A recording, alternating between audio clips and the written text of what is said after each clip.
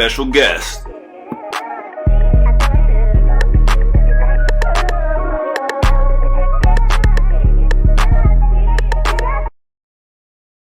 What's up, everybody? I want to thank all of y'all for tuning back into another episode of The Kids Chronicles. All right, so just so y'all know, this is episode number 2 of Kicking It with Keith, and I got one of my good homeboys with me today, and I cannot wait until we get him on here. So let me go ahead. We're going to go ahead and get him introduced. So what's up, everybody? I want to welcome somebody who I'm very proud to call my friend due to the fact that he's Black excellence. He's got a PH.D. He's an officer. He's a life coach. He's a world traveler, and he's also dark skinned, so that means he ain't got no red flags whatsoever. We're gonna go ahead and welcome my friend Demetrius Latham. I can always get it wrong, but we're gonna say Latham to the show. What's up, Keith? What's up, friend? How are you doing? I'm doing good. All right, man. So I want to just go ahead and let you know that I really appreciate you being the second guest on my show. This means a lot to me, especially because you are one of my really good friends. So I want to kind of let people get somewhat of the same experience that I get from you. So I'm probably going to ask you some questions that I already know, but at the same time, I'm going to also get stuff elaborated to me, and also people who aren't really familiar with you as much as they would like to be are going to get to know more. So. Okay. Let's go ahead. We're gonna go ahead and get started. So tell us a little more about yourself. Where are you from and what you do? Okay. So I'm from Louisville, Kentucky, and I used to work for the Louisville Metro Police Department. And back in January, I just moved down to South Florida. I just recently got hired on with the West Palm Beach Police Department. Thank you, G. And I teach part-time for the University of Louisville in their criminal justice program. And then I also just recently picked up a position as a professor with the Southern Police Institute, which is like a branch off from the University of Louisville. Oh my God. First off, I don't know how I forgot to mention and put in the bio intro that you are a professor as well. I mean, you're literally a jack of all trades. I was like, I interviewed Amal Black yesterday, and at the end of his thing, I was like, hell, he's Captain Crunch. He's my lad. He's everything. Like, whatever you know. So it's amazing. That's why I said Black excellence, and I'm so glad to call you my friend, because you have I have a lot of friends that are doing great, but then how many are young Black males can we actually call doctors? If I'm not mistaken, is it less than 2% of the world has a doctorate, if I'm not mistaken? Mm-hmm. Something like that. That's very small percentage. Like, you've been, since I've known you, you've been always in school. You've always been super focused on whatever you were doing. Like, I've known you at this point for a good, but probably 7-8 years, something like that. Mm-hmm. And y'all, also, I'm going to put up the picture from when we met. And I know he hates that picture because he had on glasses. He's lucky I don't have it right here, but it is getting edited in this video. But it was the blossom of a beautiful friendship. I will say that. Yes. All right. So when did you decide that you wanted to be an officer? Because when I met you, that's what I knew you as no, you were working in insurance, I believe, when I met you. But you had stopped being an officer, I believe, in Indiana. Mm-hmm. Yep. So what was it like? Go ahead. Oh, so I always knew I wanted to be a police officer. Even when I was a kid, maybe when I was like 5 or 6, I was talking to my grandmother about it. As I started going through high school, I got interested in like pre-medicine and wanted to be a trauma surgeon. So I shadowed at the trauma hospital, did that for a little bit. And then I got into college and I started doing natural science courses, was majoring in biochemistry. I wasn't doing really well. I wasn't enjoying school. I wasn't enjoying going. I failed the biology 240 course. I failed it once, withdrew the second time. I was enrolled in it a third time, wasn't doing well. And I had a conversation with one of my friend. Well, I didn't have the skills that I have now to, navigate the college realm. There was a lot being thrown at me at one time. And I just didn't have that passion. I didn't have that drive for that coursework. Yeah. And so after talking to one of my academic advisors, I got redirected. And as I like to call it, I had a pivot moment and went a different direction. to something that I actually enjoy doing, which is police work and learning about the criminal justice system and policies and procedures. And I mean, everything just started just really just increasing for me from there. So I knew I wanted to get a master's after completing undergrad. I thought I was going to stop at the master's. But I had a professor that I co-teach with, and she was like, no, you're going to end up getting a doctorate degree, and you're going to come back and you're going to teach. And I was like, oh, okay, whatever. And sure enough, I ended up, taking that route. Coming back to teaching. Yeah. And as luck would have it, her and I, she brought me back to the university where I graduated from, and that's where I teach at with her. And then, through her doing what she does, she helped me land that next role with the Southern Police Institute to teach there as well. So that's one thing I will say I have noticed about you.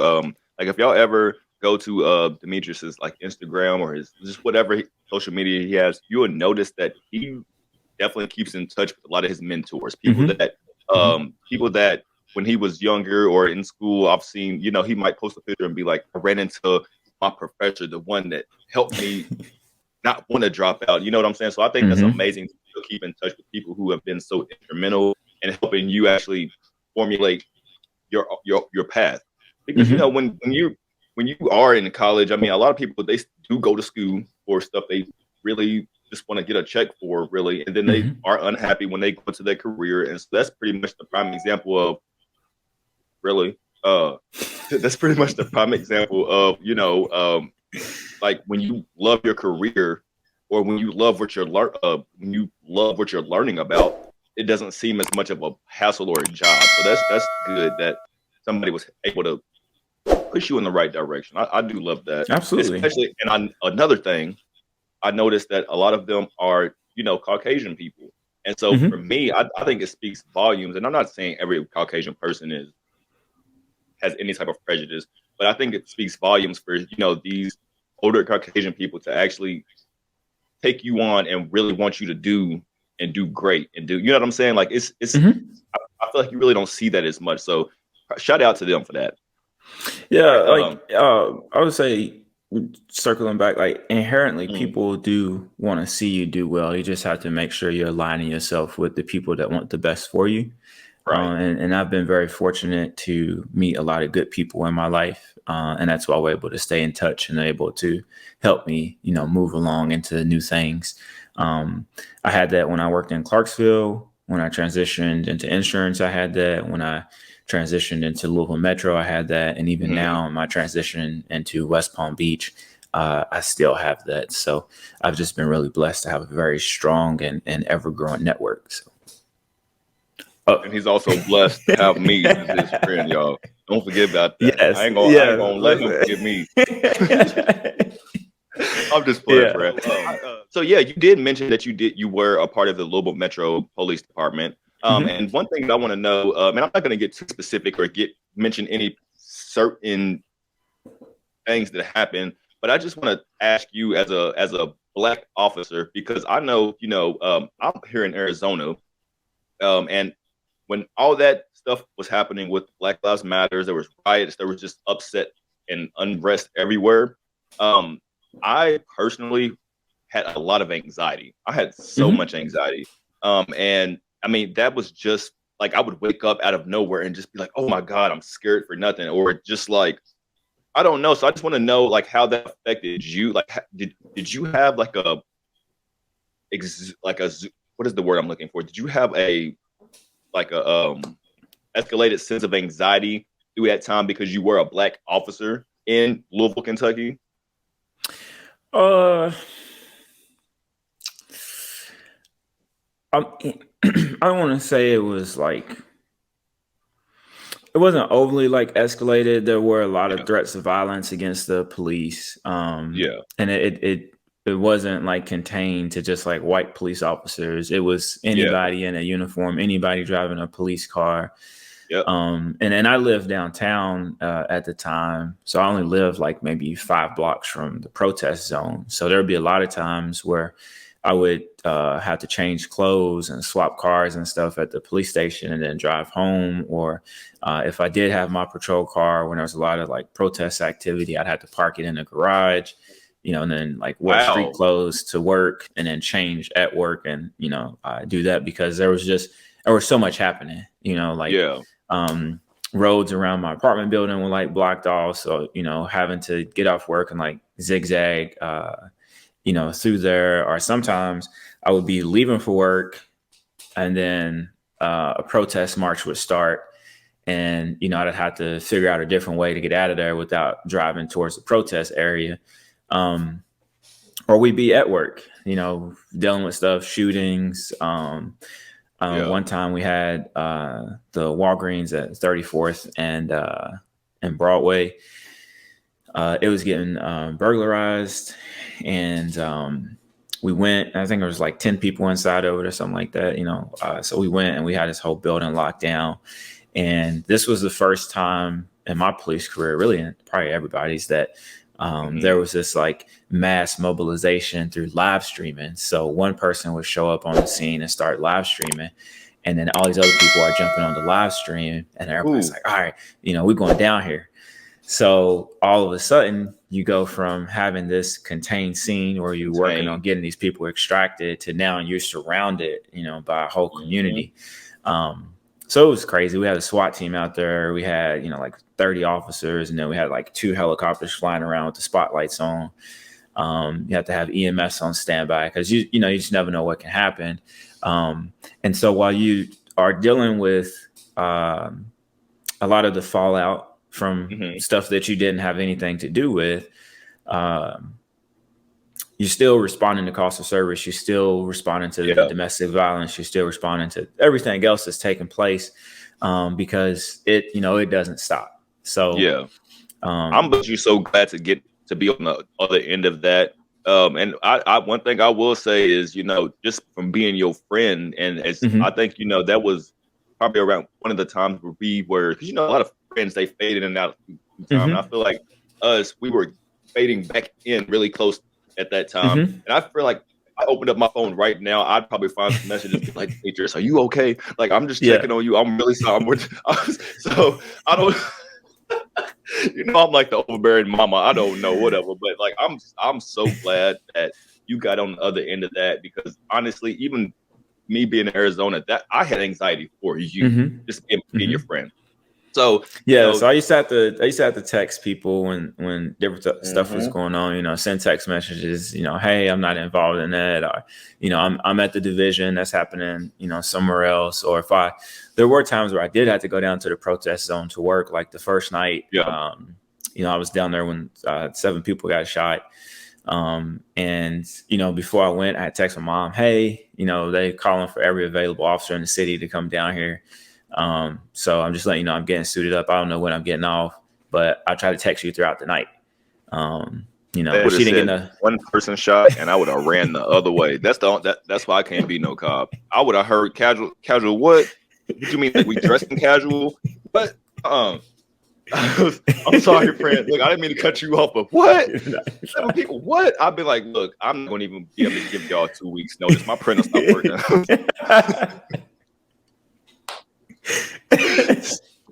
That's crazy. And I mean, I bet you as a mother, having a officer as a child, and a black officer as a child, I bet you that probably drove her up the wall, just as far as just anxiety in itself. Because my mom was calling me like, don't leave the house, and hell, I'm just a YouTuber. Like, there was definitely a lot of like stress and worry for her. And then I have another brother that is in the Marines, and I think at that time I can't remember if he was deployed over in the East or not, or he might have been in Camp Lejeune. But like right now he's in Japan, and it's a non-combat deployment, but he's still on the other side of the world. But during the protest time frame, one of my family members was actually on the opposite side of the protest line. Was one of the protest groups, and so but I saw that a lot with like my friends and stuff, because I went to Central, so I graduated from predominantly black high school. So it was it was a struggle because I have to do my thing with the police department and try to protect the property and stuff down, at the city. And then to see them, getting tear gas and hit with the pepper balls and everything. Coming off the protest line and then texting them the next day, like, hey, I saw you get tear gas. Are you okay? Just they looking at you like, you mean, am I okay? Yeah. Well, there was respect both ways. Like, the people that I knew didn't mess with me on the protest line. They would keep going and doing things because they know what kind of police officer I am. It was the people who had never met me, didn't know anything about me. Very community driven, oriented. Yeah, absolutely. 100%. And so they knew who I was. And we had grown up together. Like I'll stop people that I went to school with, and we, okay, so I stopped you for this. I mean, so what's going on? Tell me what's going on. All right, cool. We'll just go get this taken care of. Yeah. This is a written warning. It's not a ticket. It's just a warning. That way, if you get stopped again, you can let somebody know you've already talked to the police about it and you're working on resolving it. Stuff like that. Ooh, where are you with? I ain't never got pulled over by you. I would give any. And listen, first, because you live in Arizona, Keith. Your skin looks so good. I would do anything to get pulled over by you. Like it's amazing. I'm talking shit. But I did want to say I personally understand how much of a struggle something like that could be. Because I don't know if you know, but in Lexington, I actually was a corrections officer for a couple months. Okay. But the thing is, I didn't make it through training because for me, Lexington's a lot smaller than Louisville. And, I got a lot of brothers and cousins and stuff. And for me, I felt like there would have been almost a conflict of interest. And it would have been hard for me not being able to split business and pleasure. You know what I'm saying? Or business and family. So I would hate to, come to work one day and then look, Eddie, go to your cell. You know what I'm saying? Like, I'm just listening.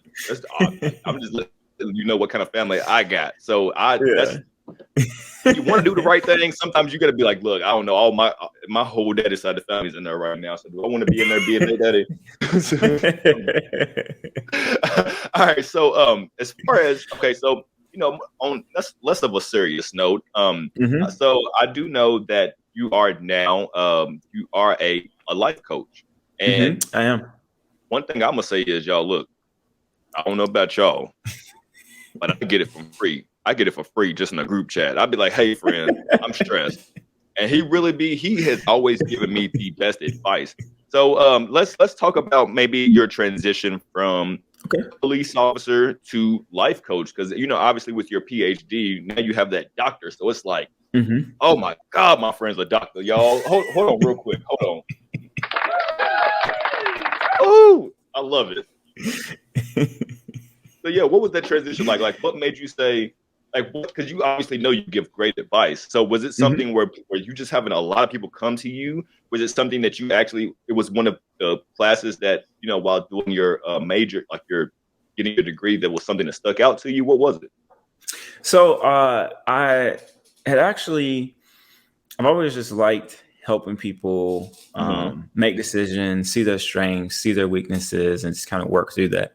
So we were actually in my family group chat, and one of my cousins posed the question, if you could do something that you've always wanted to do career-wise, what would it be?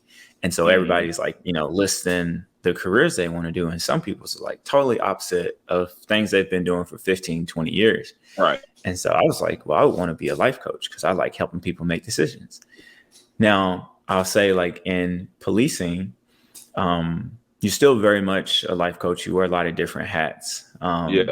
You do go out and you do a lot of the high profile stuff that people see, like the pursuits and all the other stuff. A lot of it's still community, though. A lot of it's still de-escalation, knowing how to talk to people, knowing that people are going through things, and which is probably a result of what's going at that moment. Yeah, so all the like, no, you good. Like what we call like the sexy side of police work. That's maybe like 5-8% of police work.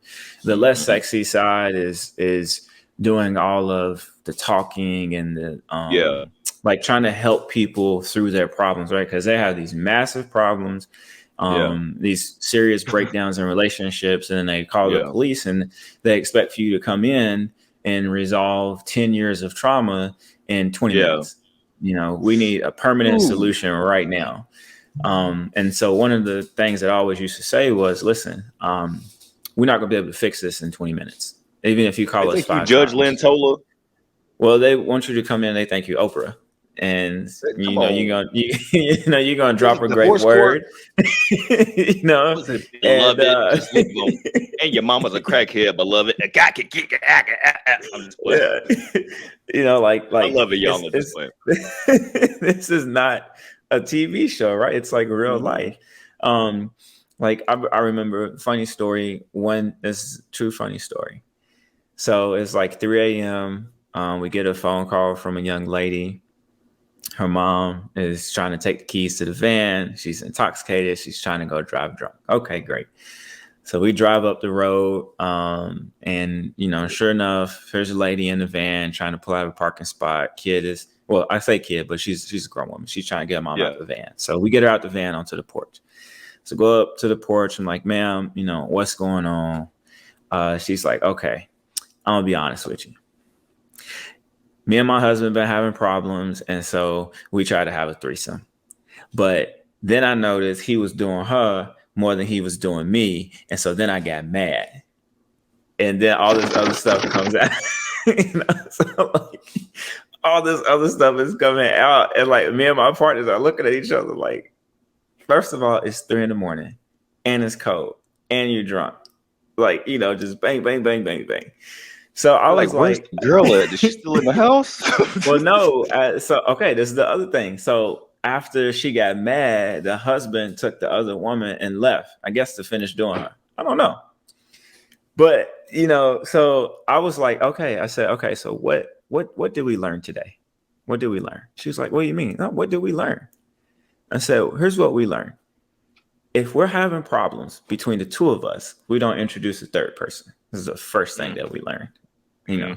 So now here I am at, I'm 28 and I'm talking to this woman that's in her 50s about making positive life decisions. And that's a lot of what police work is, you're going into somebody's home that could be twice your age, old enough to be your grandparents, great grandparents, and they're relying on you to take whatever this situation is and to come up with a solution. And like sometimes, like, I don't have a drinking problem. I've never been addicted to drugs. I don't have a gambling problem. I've never messed around with like prostitutes or anything. So I was gonna say you got good self-control. You really do. For the most part. You really do. I know, right? But you still, but as far as life choices go, yes, you have pretty good self. We all. I try to be grounded, and I try to make sure that I stay disciplined, and I try to stay on a regimen. I notice like if I'm not on a regimen, or if I'm not looking at my goals or something like that, it's real easy to get off track and then start doing something else that's not conducive to what I need to be doing. So Well, listen, I think I answered the question. No, you did answer the question. So instances like that are what led to me becoming a life coach, but primarily it was my cousin that asked the question about the careers that we will be doing.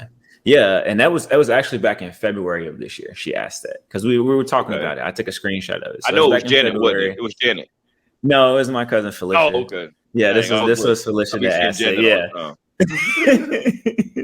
Hi, Janet. So when she asked that, from February, and then I started my business in June, and that's Empowering Life Changes.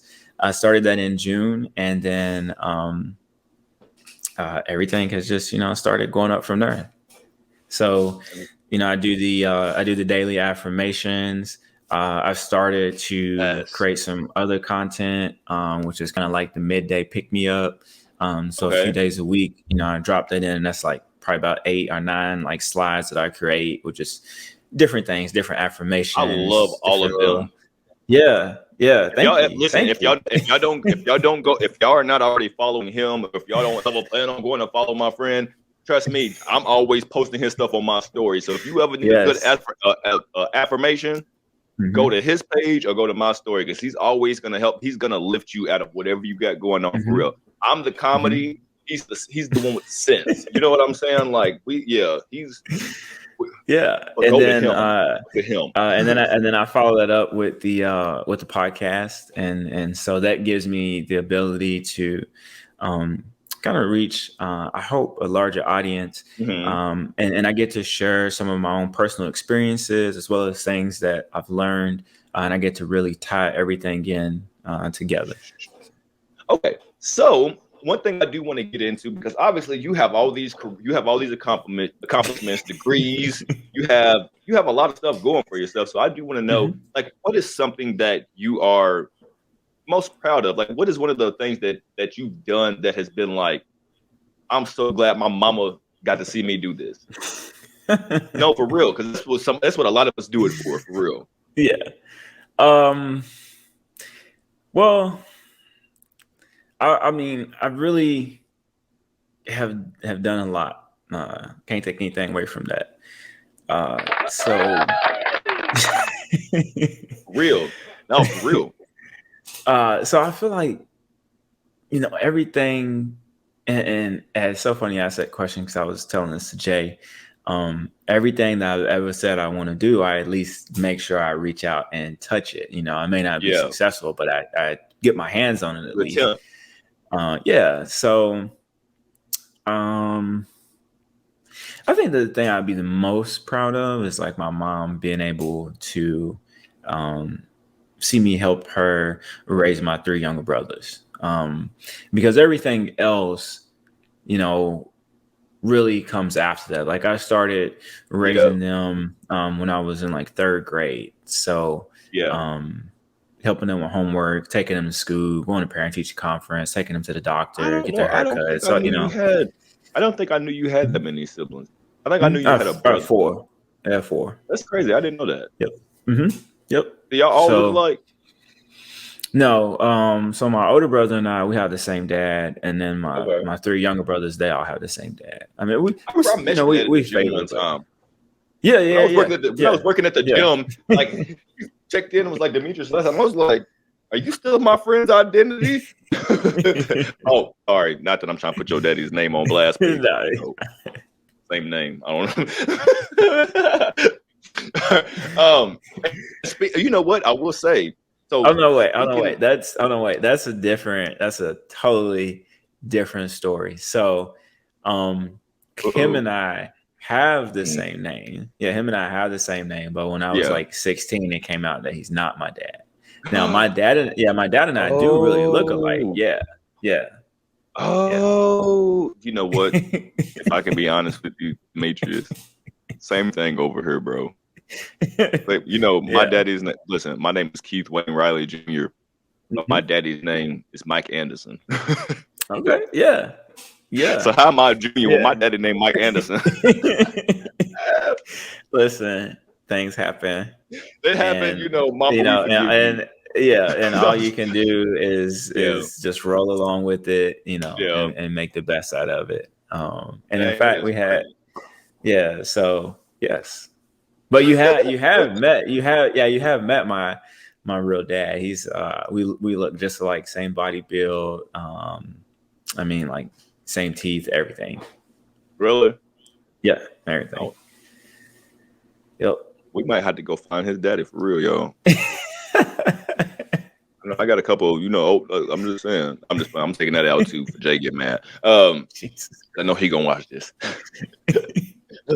Okay, so speaking of the gym, because I did mention that I saw you that at the gym or whatever. So I want to ask you, because obviously you have a great body. We can see it if you go to your Instagram, or if I just so happen to maybe start sliding up pictures and stuff. Like, I don't know, but I'm just saying. With that being said, what was it that made you say, like, I got to go get my butt in the gym? Because from the time I met you, you've always, I mean, you've been doing the gym for years.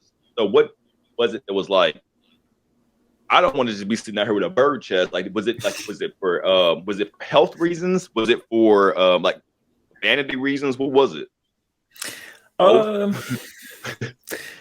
Yeah, I mean, I think about, like, when I think about working out, I think how am I going to look, but how's my body going to feel? How is it going to react when I'm like 60, 70? So I look at it for longevity purposes. Yeah. If you look at it like, oh, I need to have this done by the summer, I mean, that's good too for some people. But I feel like that's a real, like, short-sighted goal, because the summer's going to come and go. And then when the summer's over with, are you still going to have that same discipline and keep working out? So no, that's people's easy way out of not staying with their diet when they try to say, oh, well, I'm just going to do it into the summer and then whatever. Because they know they're not going to stay consistent after that, pretty much. Yeah. So my dad was always into lifting. He played football. He wrestled, basketball. My mom did, she did track. And I have other family members that run track and cross country and stuff. So let's have a lot of family members that were athletic.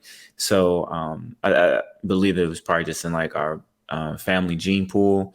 And like, you know, I could run, I could play sports. I did martial arts for a long time. I used to fight on a national team. See that. I could see that. Yeah. And so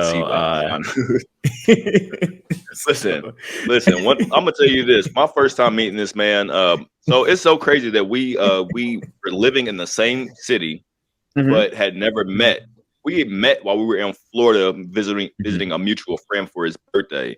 And I'd never forget, I didn't even realize that, you know, he had a nice body until I feel like I heard somebody mention that his roommate was like, I just want to feel his abs. It's like I feel like I heard that. Oh, yeah. The girl that danced at Disney. I know her name. I cannot think of her name. I know it, but I ain't gonna say it. I cannot think of her name. No, she did slide her hand up my shirt and was like rubbing on my chest and everything at the bar. Yeah, she did. And I think that's when I realized, I was like, I want that kind of attention, like, because I always had like a nice body, but I never was the gym person. And so one thing I wanted to transition into this, letting y'all know that Demetrius started me in my gym journey. Like, literally, he was my first time going to the gym, actually doing a routine, taking anything serious and not just going in there, just picking up stuff, lifting stuff, and just, you know, trying to just feel a little burn. That was my very first time going to the gym with you. And since then, I mean, you know, we fall off, especially since quarantine, whatever. But you really helped me do that. You helped me with my diet. You told me how many cheat days I could have. We went to the, I mean, I think we started off we was at, I think, the Jefferson LA Fitness. I don't even know. Taylorsville Road. Taylorsville Road, yeah. So it was like, I looked at this man, met him in Florida, and was like, okay, when we get back to Kentucky, you're going to be my trainer. Like, I pretty much, I'm that person. They're like, once you fuck with me, you stuck with me. Like, you ain't going nowhere. If I want you to be my friend, you going to be my friend. but yeah, so thank you for that, because you've gotten me a lot of money, and a lot of you know, followers just based off my little body that I kind of look like you. All right, so let's see. So okay, I saw you running in the Ironman marathon. So would you care to explain exactly what that is? So you don't. I mean, obviously it's a marathon, but what does it support? What does it benefit? Like, what is the organization behind it? So I know you were going through, I believe you had, you know, sorry for breaking this up, but had lost a partner or something in there. So I feel like it meant more to you than just a marathon, because you were doing it in to, you know, celebrate someone's legacy and in somebody's name. Yes. So one of my friends at my old police department, Detective Deidre Mingadote, she was killed in a vehicle collision Christmas Eve 2018. And so I'd always talked to her about wanting to do an Ironman. So again, talking about, you know, things I want to do, saying I'm going to do an Ironman before I turn 30. And then one of my last conversations with her, was her telling me, well, you need to go ahead and do it. What are you waiting on? You need to go ahead and do it. So, again, just reaching out, and touching those things that I say I want to do. And that's how I got signed up to do Ironman Louisville. So it's a triathlon event. So there's the typical Ironman has a 2.4 mile swim. And then it has 100 bike ride. Yeah. And 2.4 like American miles. Yes. Demetrius, what? You did that. Well, our swim, so our swim ended up being canceled because and it's done in open water. It's done in like a lake. It could be done in a pool, but it depends on where the race organization is having it at. So the swim portion is first, and everything is going one after the other. So it's not like you do the swim and you have 6 hours or whatever in between. No, as soon as you come out of the water, you transition to the bikes. Dang. Yeah. So so the way it's set up. Yeah, basically. So the way it's set up, you swim out and do your 2.4 miles. You come up, you come out of your wetsuit if you're in a wetsuit, or some people just wear one outfit the whole day. But you come out of that and then you go to the tents. You get your socks and shoes. That was definitely well, yeah, and it definitely would have come out of the Ohio. But so our swim was canceled because the water was too toxic. There was like some toxic algae blooms like floating throughout all of the Ohio. Your wetsuit would have disintegrated. Probably so. Water spread, for real. Probably so. So we didn't have to do the swim. So we started the day on the bikes. And you ride all the way out to like LaGrange and Crestwood, like the Prospect area.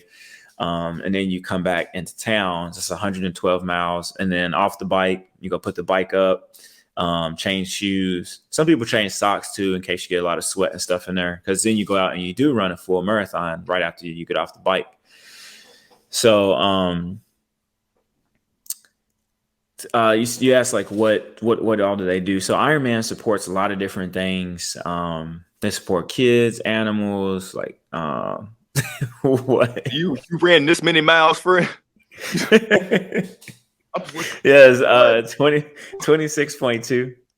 I'm about to hyperventilate. Just think. Well, look, I'm talking to the calculator. I'm about to hyperventilate. Just think about it, friend. Oh my god! But you have amazing shape, though. So I mean, I'm pretty sure that it was hard. And you had to push no. It was very, very difficult. I wanted to give up a lot of times. And I know, and I also know that you that you were suffering from like I believe something was wrong with your knee or your leg. Yeah, it was it was my IT band that was causing like a lot of pain on the outside of my knee.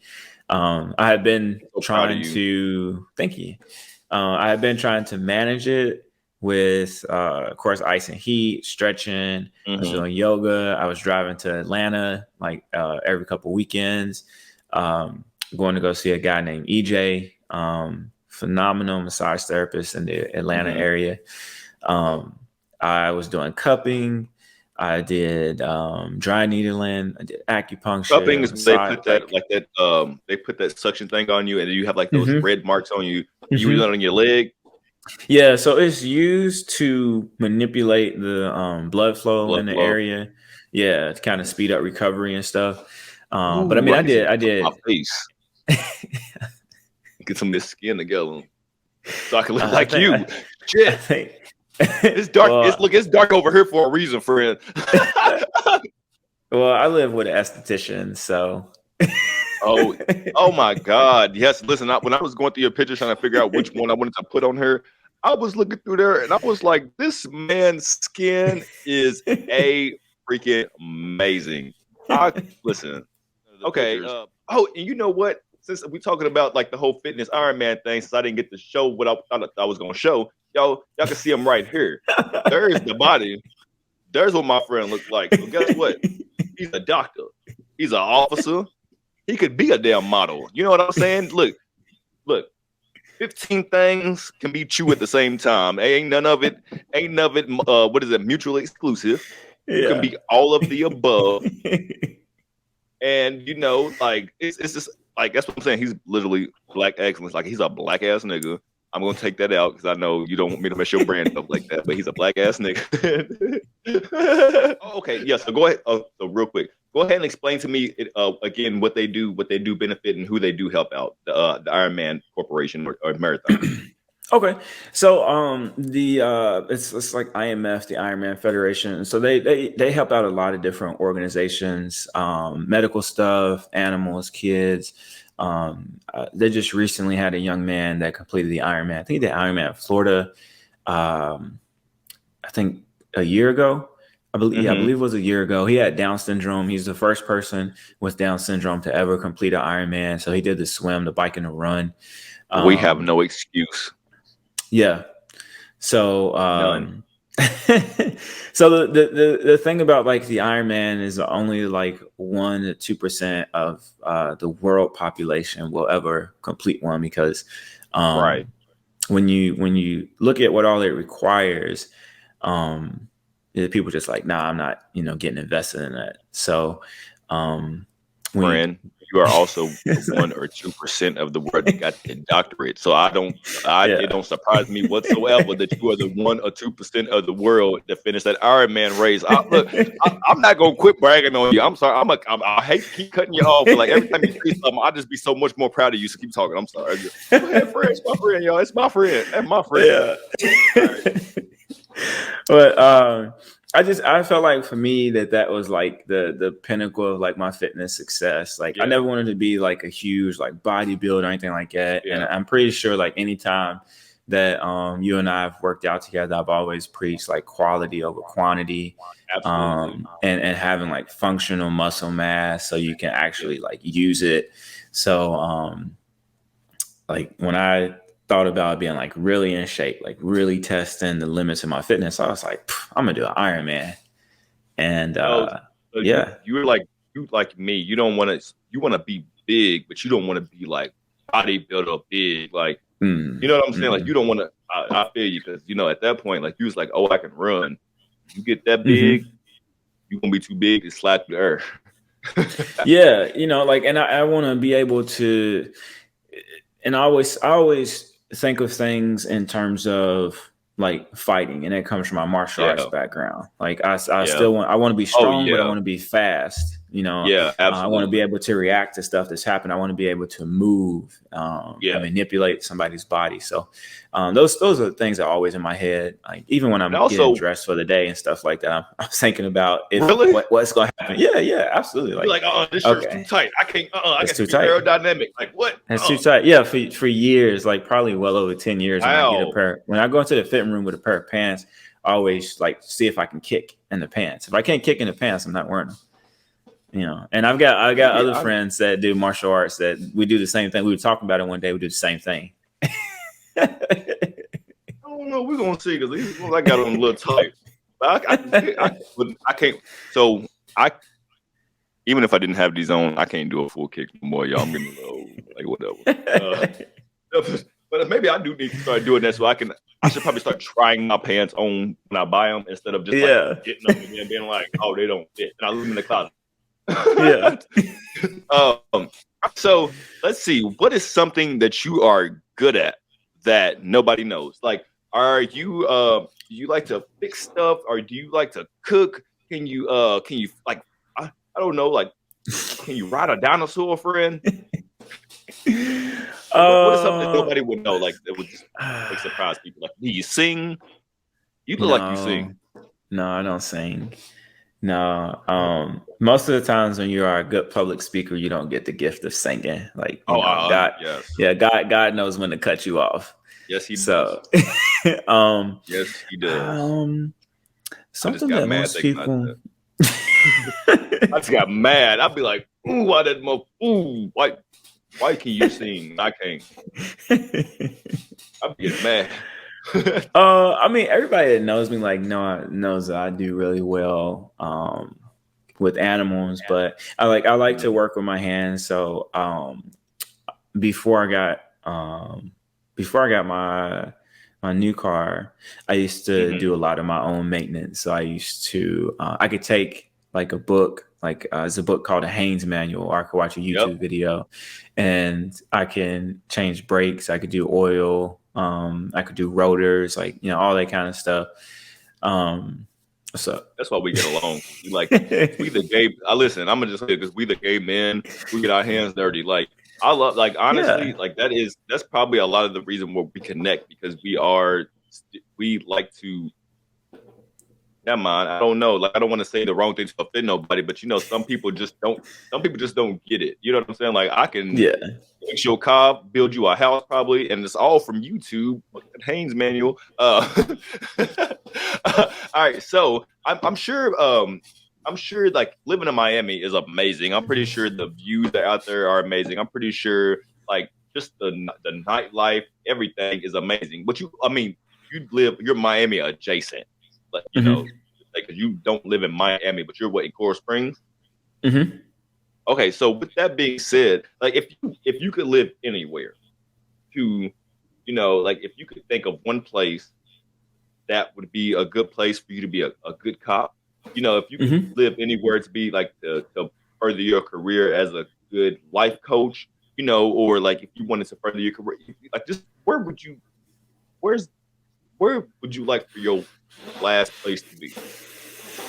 Or the place where you go to build everything up? Or is where you're at what it is?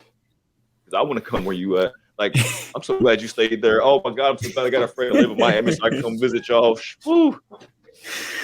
You know, I don't think I really have decided or settled on that part yet. Before I was coming to Florida, I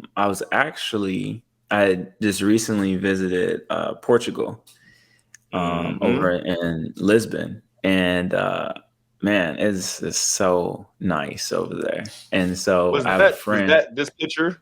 No, that's Cabo. That's in Mexico. Oh, okay. You know what? I'm gonna go ahead and throw this out there as well.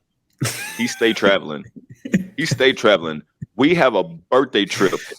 We both Aries. We have a birthday trip 2 years past due.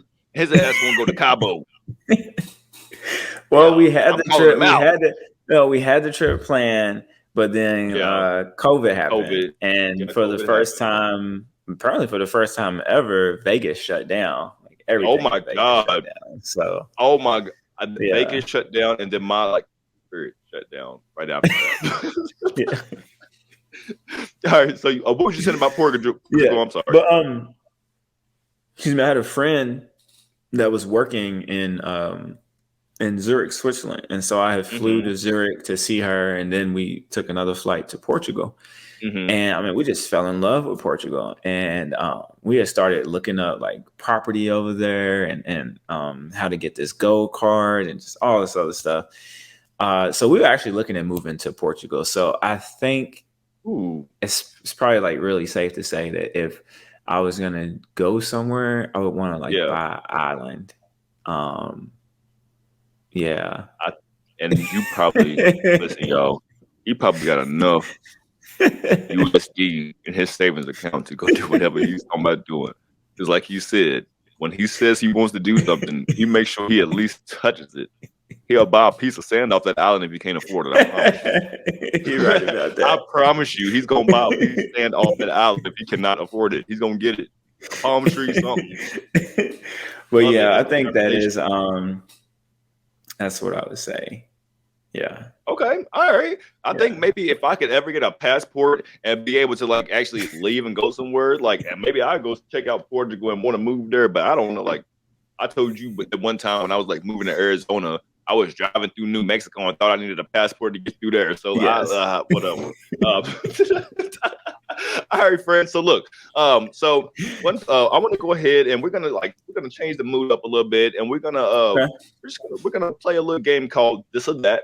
And so what this is going to consist of, I'm going to name a couple of things, a couple of situations, or just whatever the case may be, and you got to tell me which one of the two that you would prefer, and you have to answer. Okay? Okay. All right. So, this or that. Bad breath or bad sex? I would rather have bad sex than bad breath. Yeah. Okay. I think I feel you, because that means there's some bacteria back there Like we can work with other stuff, but like that bacteria got to go. Yeah. All right. So okay. Would you prefer like a big house or would you prefer a nice car? I'll do a big house. I was about to say only one of them gets equity. Yeah. Yeah. Real. All right. Okay. So would you prefer somebody with money who's rude or somebody who's broke that's nice? That's a good one. You could be broken nice. Broken nice. Yeah. So the money ain't gonna keep you in a bad situation. Well, when you ask that question, when you ask that question, I'm not looking at it as like it's our money combined, right? My money is my money, and you just broke with a pleasant personality, so I can breathe a little bit of life into you, and then you can try to get the finances squared away. But yeah. So that's how you got to protect your peace. You have to protect your peace too. Like you can't be with somebody just for the money, and a lot of people end up in those situations to be miserable. So yeah, that's a good answer. The sage only goes so far. Look. That's why I got dragon's blood. My sage is dipped in dragon's blood. Anyway, all right. So all right. Chris Brown or Trey Songz, and I ain't talking about the music. I don't really like all the tattoos that Chris got now. Like prior to that, I feel like he looked better. He looks a little strung out now. Sometimes he looks a little Pete Davidson. I had to go Trey, but I haven't really been attracted to Trey Songz since like Jupiter Love came out. I can agree. Maybe that was back when I was in high school. Listen, I threw up some old school. Listen, because we ain't no little young whippersnappers. I don't know who the new little young Uchi Coochie Carisha dolls is. So I'm just gonna go with what I know. But as far as like Trey, he definitely one thing I will say about him, that smile. He has a great smile. I love his smile. All right. Okay. So, are you a dark liquor? Are you a light liquor kind of person? Oh, dark liquor. Oh, I feel it. All right. And listen, I got the last question for this round because we got one more segment we're going to get into after this. But so the last question for this is chitlins or pig feet?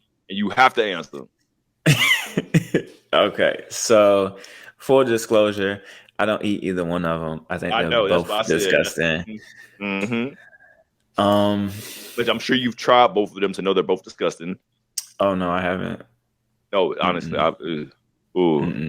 Big feet. I smelled chitlins one time. I was like, oh my god. And then my grandmother used to do pig's feet with pinto beans and cornbread, and I was like, you was like, you wouldn't mess with that. Look, I made chitlins for Thanksgiving. Yeah, we done came too far. I made chitlins for Thanksgiving, and Bay, he ate them. He was like, I don't think they cook because they still smell like shit. I was like, no, they cook. They just gonna smell like that. Period. Like whatever. Because on one hand you're eating the intestinal tract, and on the other side you're eating the feet because they don't go anywhere else to use it. They just go, and I would probably have to do the feet because at least I would feel like I could clean them better. Right. We're talking about intestinal tracts. I feel you. I feel you. Yeah. I feel you. Anytime, listen, when I be trying to explain to people, even when they ask what they are, like I give them a disclosure first, and I'm like, look, that's all they gave us back in the day. Like the slaves had to eat the chitlins. Okay, so look, I'm just staying true to my culture, but you are right. We have come very far. At least the fried chicken. Shit, your chicken. Yeah, I mean, and I have mostly like a pescatarian diet. Besides the times that I'll go and like eat out and stuff, I still get steak, and I'll do chicken every once in a while. But mainly 3-4 times a day, I just do salmon and rice with a little bit of broccoli, and that's When we first started hanging out, and I remember like trying to figure out my diet. I remember I was like, yeah, I'm about to bulk up. I was like, I want to eat steak every day. You was like, don't do that because that's gonna mess up your bowel movements. That's literally what you said. Like that's gonna mess up your bowel movements. So I was listen. Had I not had that split second of a conversation with you, my bowel movements would stop. It'll probably be messed up to this day. So, yeah, all that red meat. enough about my bowels. So I'm pretty sure people that are watching, they're obviously looking at you glowing over there. They probably like, oh, he's what a beautiful chocolate man. I'm pretty sure they like, that's a beautiful chocolate man. So I want to know, and the people want to know, are you single? You're in a relationship? Oh, no, I know, but I just want to yeah. No, I've been in a relationship for over a year now. My guy, he's a police officer as well, and then he's an esthetician. And so things are really going good, so we're just working on continuing to lay that foundation and to remain grounded, and just to keep moving things forward. So. And his skin is popping too. Oh yes, my God. Okay. Listen, I know we was talking earlier, right? We were saying like, if you having problems, like y'all don't need to bring a third person in, but I just want y'all to know that like if y'all ever need a third, I don't have to have sex with y'all, but like if y'all need a third person to work on his skin, like if I want to be the third in the esthetician part of the relationship, that's what I need. Like tell him to get his sandpaper and come on. Come on. What's up, Jay? I'm just playing. I love your skin though, buddy.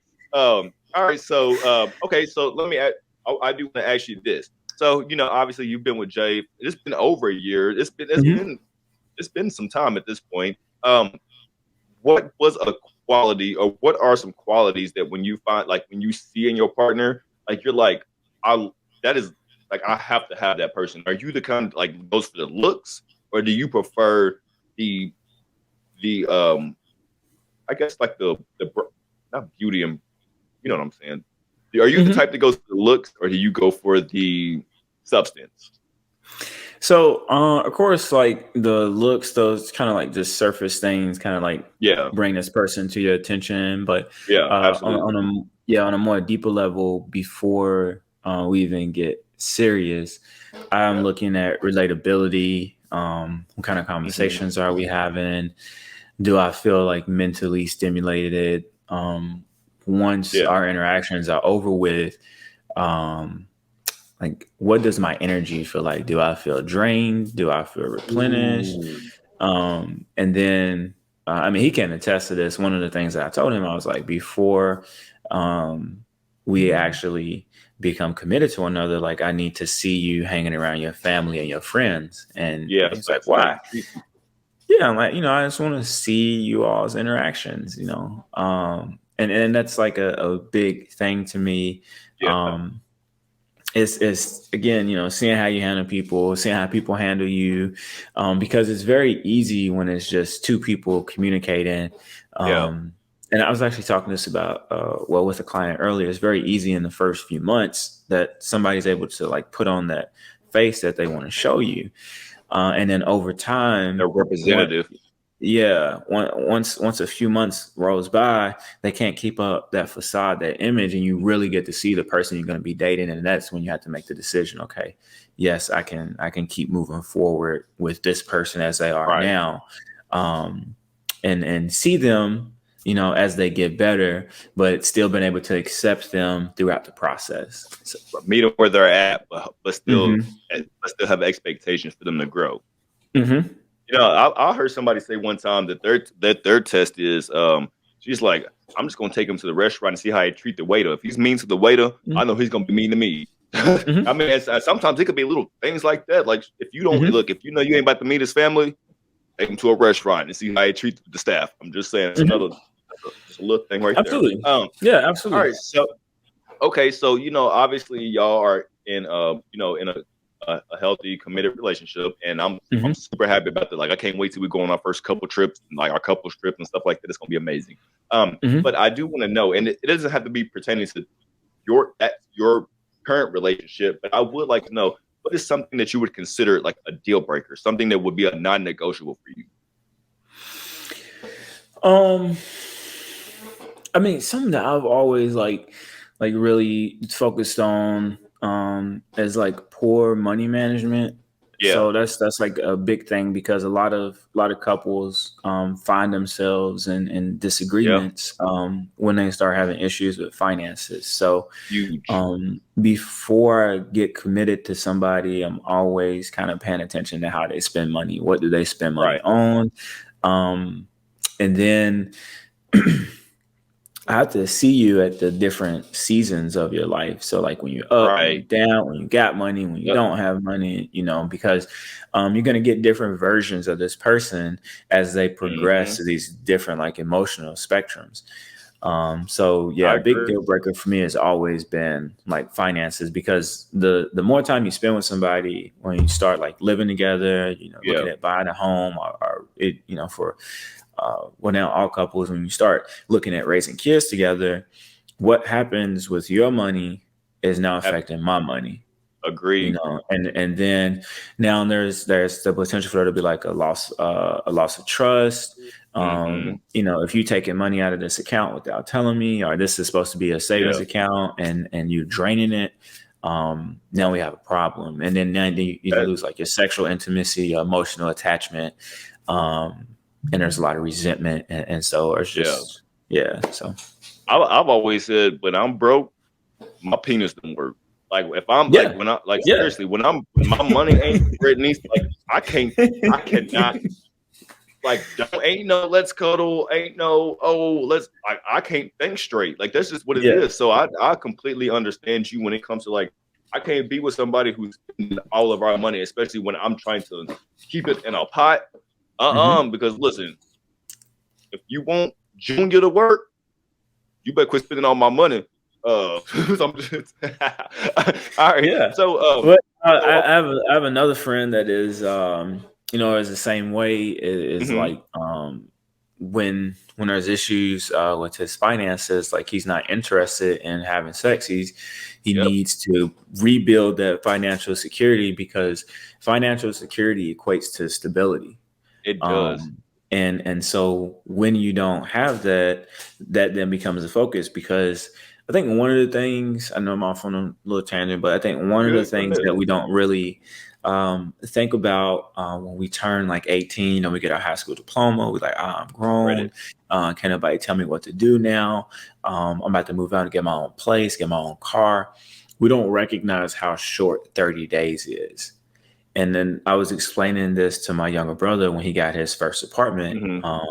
And at first he had a really good plan, and then he kind of went off sideways. And I was like, maybe you should table that, because you're going to move in 15 days into the month. 15 days later, you're going to have to pay full rent.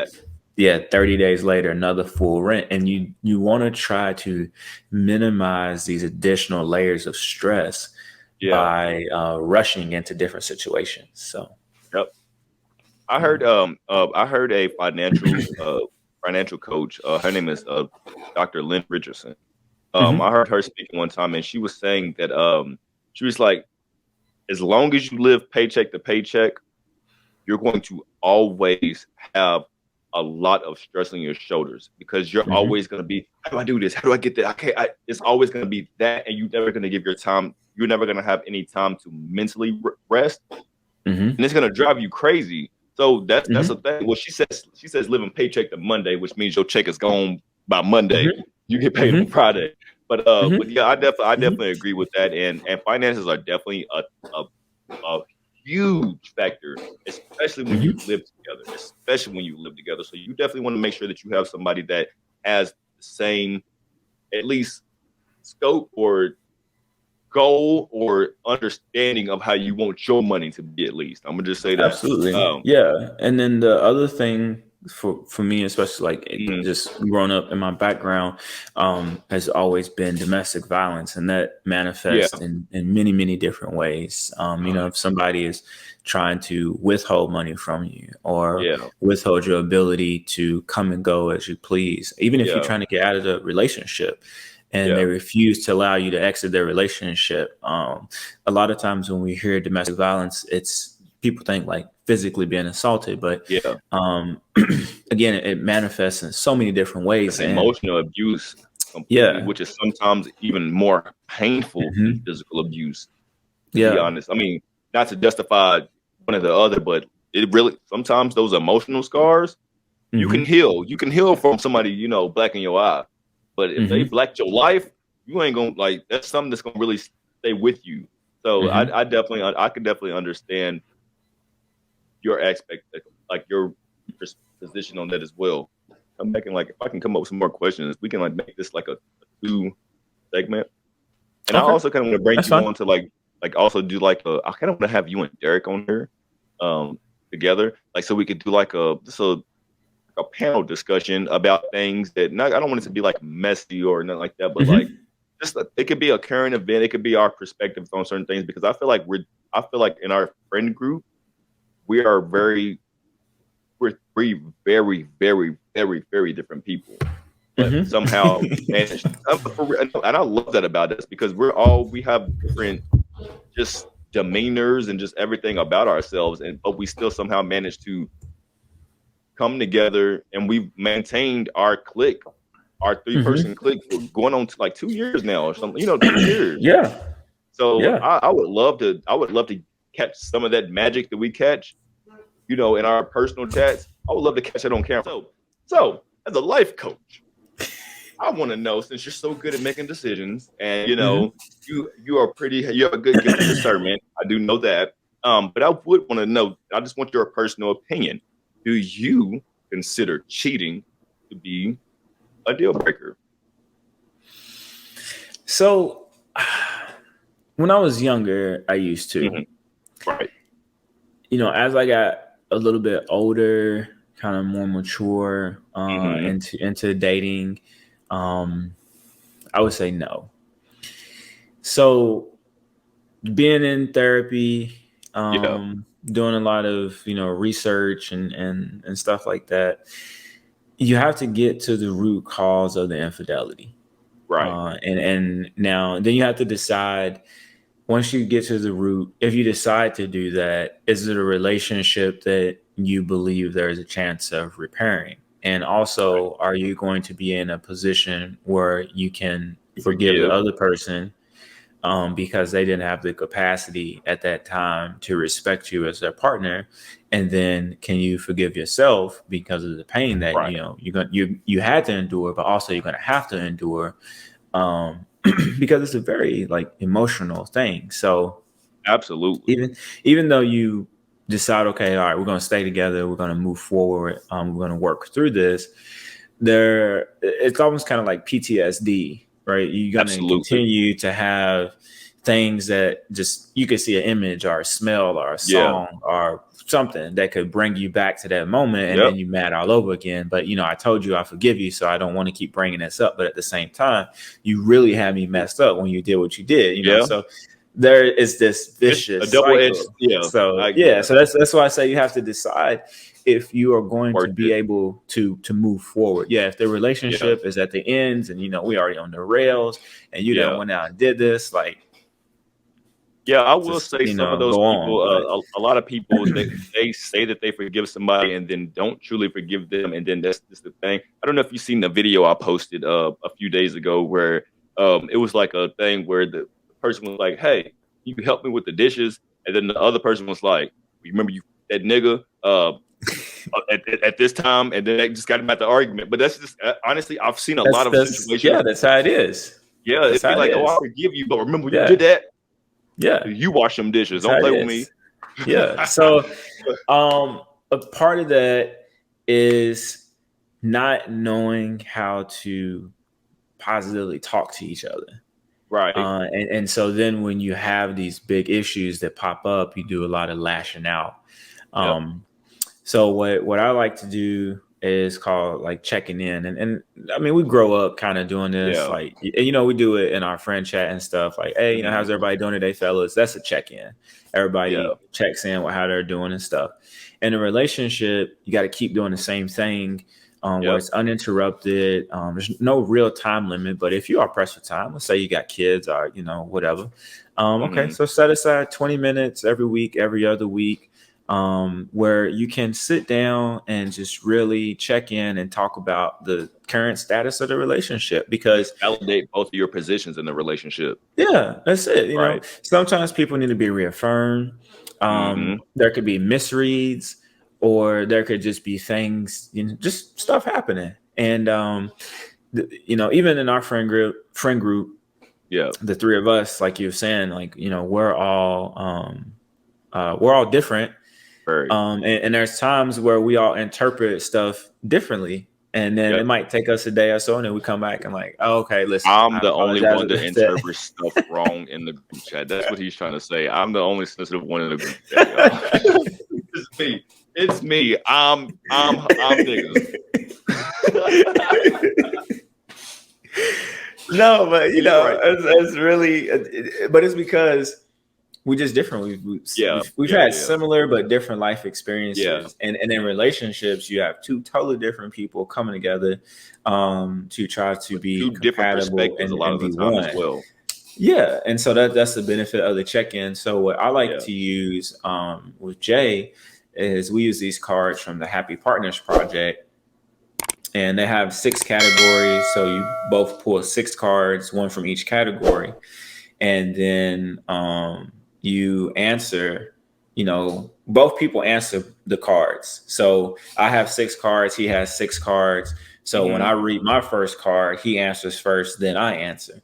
And then some of the cards will have like a numbering system on there. So they might say, it'll say like from a scale of 1 to 10,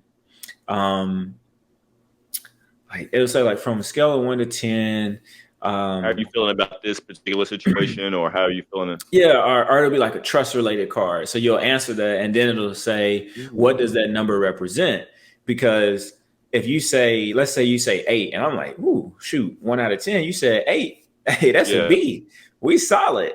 And then, when you answer, okay, well, for 8, I feel like I would be able to trust you more if this, and this. And then you'd be like, dang, okay. Because it'll say, what can we do? That is great communication. Yeah. That's a great communication. What is it called? The Happy Partners Project? Yeah, the Happy Partners Project. It's the relationship card. Yeah, and you can order it on Instagram. They have an Instagram page. And I DM with, I believe it's the creator of the cards. We DM back and forth sometimes. And we just, talk about the cards, or I'll tell her, how we've used them and how they've been helpful. Because you can have a lot of communication in your relationship, but then there will still be little minute things that you miss. So these cards, when you use them consistently, so like I said, we usually do this sometimes once a month, but usually twice a month. We sit down, no phones, no TV, no music. He'll have his wine, I have my wine, and then we'll draw our 6 cards, and then we start, going through them, and then depending on like what the topic is, we might have to take notes, to write down, okay, these are the things that you highlighted. You should do that. You should actually put your name on something like that, friend. Real. You need to brand that yourself, for real. And put some real good deep stuff. Yeah. Oh, that's lit. You really got me over here about to go to the Instagram page when I get off here. Real. Yeah. I promise, like, it's really good. And I promote it. I promote it to other couples, my friends and stuff, because it is such a beneficial thing. And then, like, because I always look at it like this. If I can have sex with this person and do all these things sexually with this person, I should be able to tell them when I have a problem.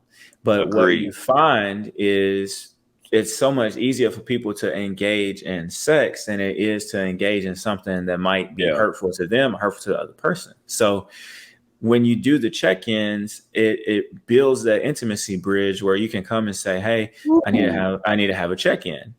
And so, when you talk about relationships and longevity, there is power in checking in with each other consistently.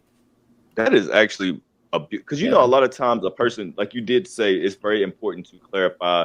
Okay, so you gave me an 8, but what does that 8 mean to you? Because a lot of times somebody say something as clearly as they know how to say it, and it won't be perceived the way that person said. So I do agree that it's very important to take that time to, because in I guess before I heard about these cards, you would hear things like, when you would want to say to your partner, when you say this or when you do this, I feel like this, because it's sometimes the most effective way to say, this is how I feel when this starts to happen.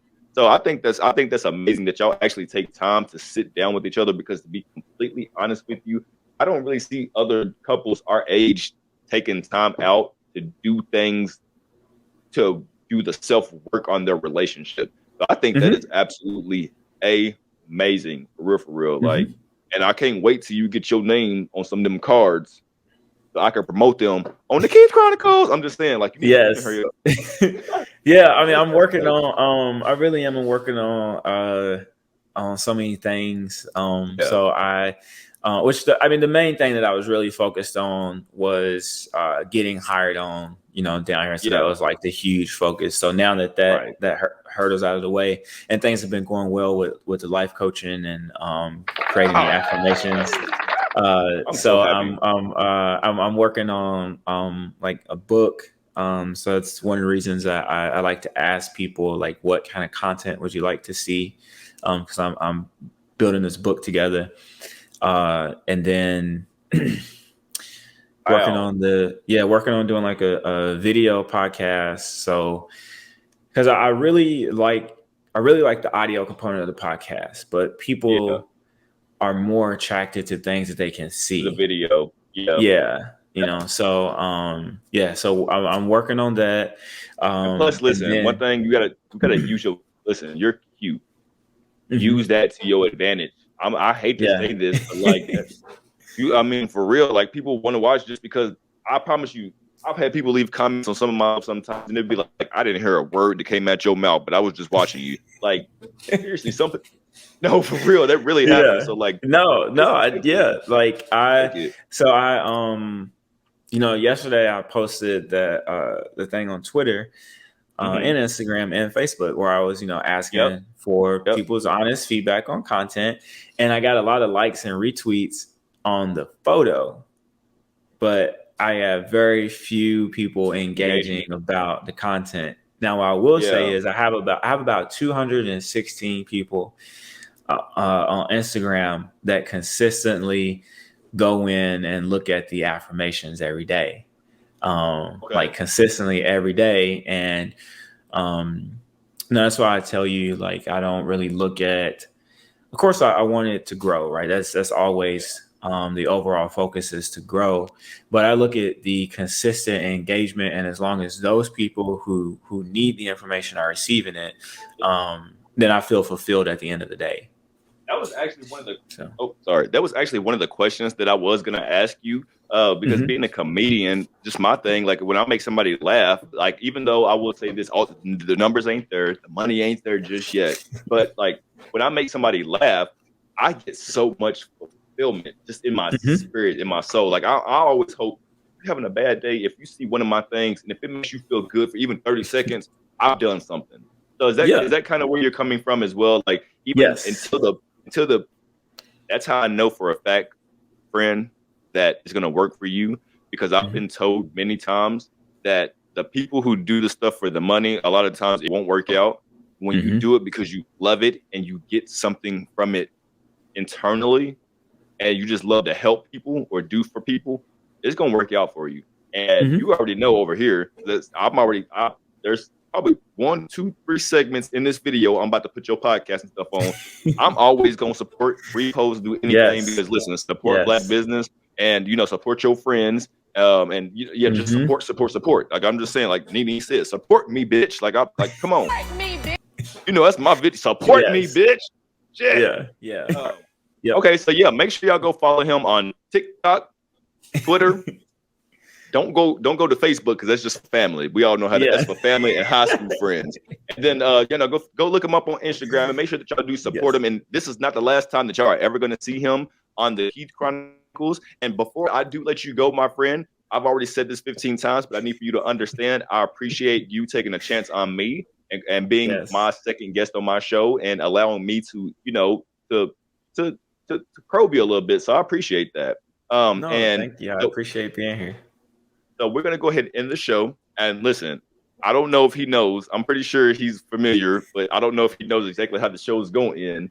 But let me go ahead and do this. So yesterday happened the way it did, so today could happen the way it should.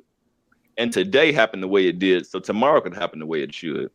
there's nothing that would be put in your path that an OnlyFans bag can't fix. I want to thank all of y'all for tuning in to another episode of Kids Chronicles. I love you, friend. I love you too, friend.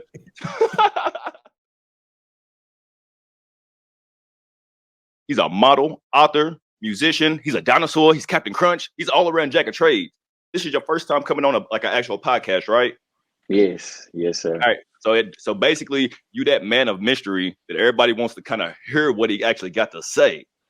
To start my life and goals and everything that I have going for me. Mentioned to me, you like I've been lied on, and if you're comfortable speaking about that, I would, you don't have to go into too much detail, but what do you feel like you've been lied about, like that? I got my hands on you first. It was definitely getting an agent. Like that was probably one of the happiest. I actually cried tears of joy. Like I was just that happy. So that was definitely the biggest accomplishment for me. Did y'all hear that? I got the. Thank you, Jesus. Oprah Winfrey or Iyanla. Whoop! What you got? Who? Iyanla. I don't even know who that is. Oh damn! Iyanla fixed my life, beloved.